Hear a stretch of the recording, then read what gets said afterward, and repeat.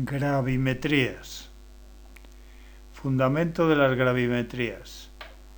Las gravimetrías son los primeros métodos de análisis. Las gravimetrías son muy exactas, ya que utilizan la balanza analítica, pero los errores no se cometen en las pesadas, sino en las operaciones intermedias. Decir que quien trabaje bien en las gravimetrías trabaja en general bien en laboratorio. Sin embargo, son métodos lentos, de ahí su poca utilización comparado con otros métodos. Las etapas de un método gravimétrico son 8. La primera es la pesada de la muestra. La segunda es la disolución de la muestra en los reactivos adecuados. La tercera es la precipitación del ion que nos interesa. La cuarta es la digestión del precipitado y sirve para obtener los cristales del tamaño adecuado. La quinta es la filtración del precipitado, eligiendo el papel de filtro adecuado. Esto es muy importante, ya que es la etapa más lenta de las gravimetrías. La sexta es el lavado del precipitado para eliminar las impurezas absorbidas en este. La séptima es el secado o calcinación. El secado se utiliza si se trata de precipitados con reactivos orgánicos y se hace en estufas de secado a la temperatura recomendada. La calcinación se hace para obtener productos puros y se hace en horno mufla a altas temperaturas, 800, 1000 e incluso más. Por último, la pesada de la sustancia secada o calcinada.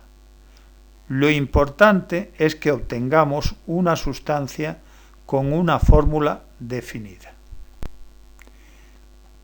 Los métodos gravimétricos pueden ser por precipitación, donde el componente a determinar se precipita formando un precipitado insoluble. Por volatilización, donde el componente a determinar se volatiliza y se determina por diferencia de peso. Como ejemplo de este método está la determinación de la humedad de una muestra. Por electrodeposición, donde el componente a determinar se deposita por corriente eléctrica en un cátodo que se pesa antes y después de la deposición. Y por último, por absorción, donde el componente gaseoso a determinar se retiene en un sólido absorbente. Como ejemplo, en la figura vemos un equipo para determinar carbono e hidrógeno de una muestra absorbiéndolo como CO2 y vapor de agua en distintos absorbentes sólidos. Para que una gravimetría dé un resultado satisfactorio, primero, el precipitado debe tener una solubilidad muy pequeña, del orden de no tener pérdidas superiores a 0,1 miligramos. El precipitado debe poder separarse de las impurezas que pueda llevar.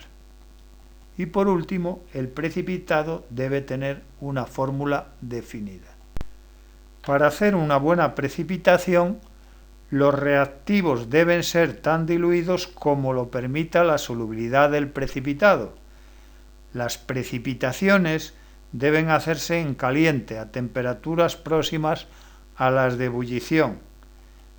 El reactivo precipitante debe añadirse lentamente y con agitación. Y por último, el precipitado debe dejarse en reposo para obtener el tamaño de partícula adecuado. Todas estas normas están basadas en la relación de von-Weiermann, que se muestra, donde Q es la concentración de los reactivos antes de la precipitación y S es la solubilidad del precipitado.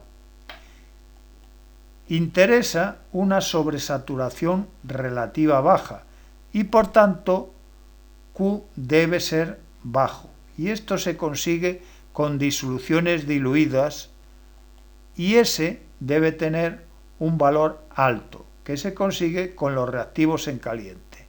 A la derecha se muestran las curvas de saturación y sobresaturación, siendo Q menos S el valor de sobresaturación. Este vídeo continúa en Gravimetrías Cálculos 2.